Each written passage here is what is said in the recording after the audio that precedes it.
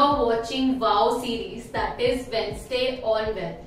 I am Nidhi Manchanda, Certified Financial Planner and Head of Training, Research and Development at Fintu. China forms close to 25% of the global specialty chemicals industry. However, India has a limited 4% share.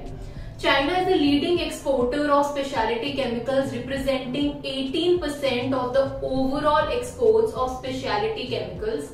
India has done relatively well, but still only constitute around 6 to 7% of total global exports of specialty chemicals. So should you be investing into chemical sector, or what is in the favor of chemical sector? Stay tuned in this video as we'll be discussing in detail about chemical sector today. Let's start with the overall view first. So India's specialty chemical industry is expected to continue to generate around 12% CAGR until CY25, and this is higher than 6.4% CAGR expected for the global industry. Now this would be led by first, robust domestic consumption growth, second, rising import substitution, and third, strong growth in exports. Strong growth in exports is majorly due to the rising adoption of China Plus One strategy by global MNCs. Now moving on to understand what are the factors which are in favor of this chemical sector.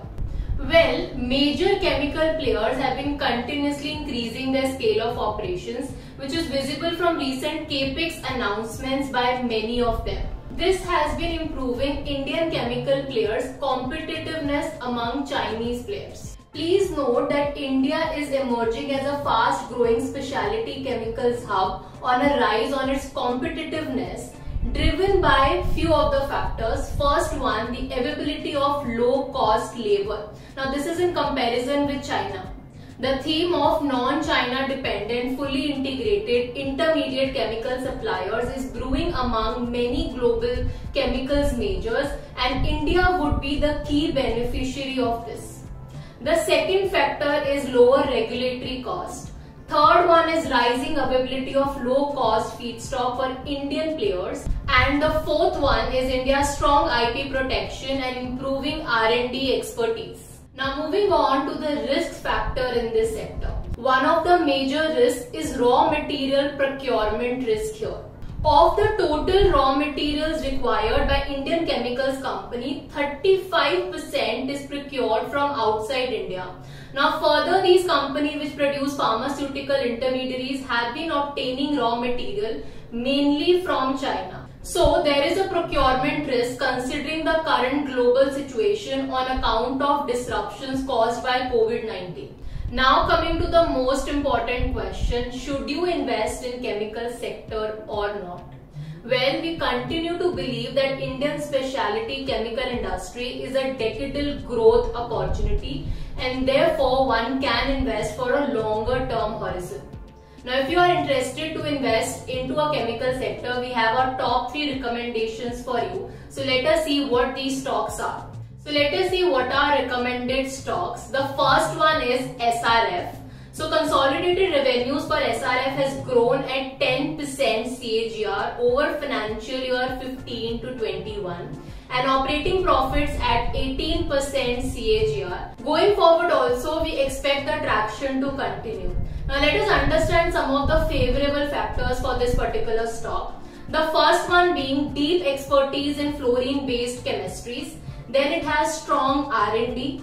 Also it has low cost manufacturing, wide client base of global majors, strong cash generation of its businesses, and healthy revenue visibility, which will definitely aid high ROE.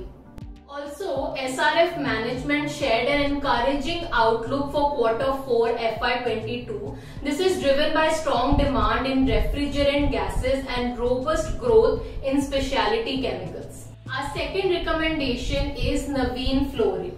Now here long-term growth story is intact as it is focused on couple of things. Let us see what are these factors. The first one is strengthening its technological capabilities across CRAMS and SC. Second, opportunities to scale up SC with dedicated plants. Third one is evaluating an entry into new refrigerant products. Fourth, potential entry into other key segments of fluorine molecules.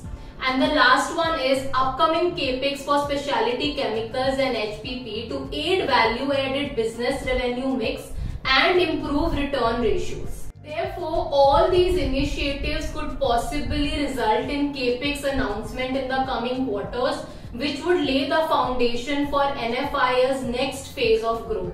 The third and the last recommendation is Deepak Nitrite. Deepak Nitrite has over the years grown to become one of India's leading chemical companies with a market leading position in several niche product segments. Again, there are a couple of reasons why we are recommending you to buy Deepak Nitrite. The first one is it has robust competitive advantage given its fully integrated infrastructure.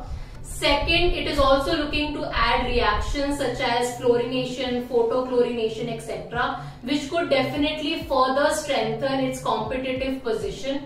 And the last one is Deepak is currently in the process of further expansion. So definitely we can say this is one of our recommendations if you are looking forward to have certain exposure in chemical sector. I hope this video was useful, and if you have any queries, feel free to get in touch with our wealth advisors, and for more such videos, do subscribe to our channel.